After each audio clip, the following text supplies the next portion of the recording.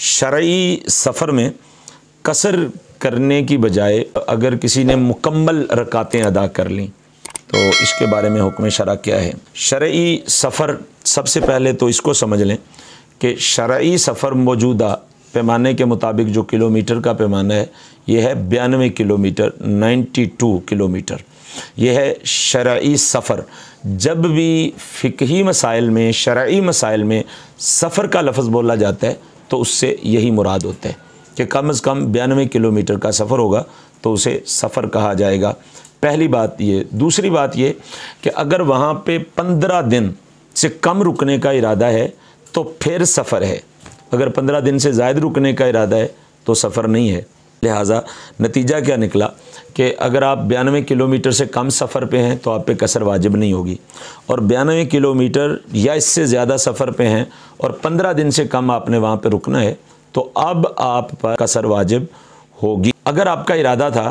کہ آپ نے 10 دن کے بعد، 8 دن کے بعد، 5 دن کے بعد، 2 دن کے بعد واپس آ جانا ہے، مگر آپ کو رکنا پڑ گیا،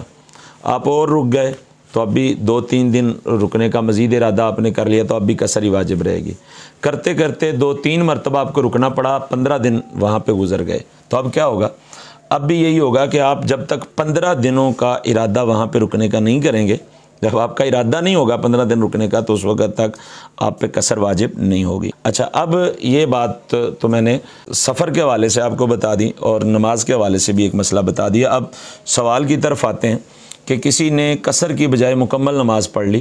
تو اس کی نماز ادا ہوگی کہ نہیں؟ یعنی ظہر میں اس نے 4 کی بجائے 2 پڑھنی تھی، ظہر میں 2 پڑھنی تھی، عشاء میں 2 پڑھنی تھی تو اس نے 4 پڑھ لی تو اس کی نماز ادا ہوگی کہ نہیں؟ تو حضرت سیدنا عمر فاروق رضی اللہ تعالیٰ عنہ بیان کرتے ہیں،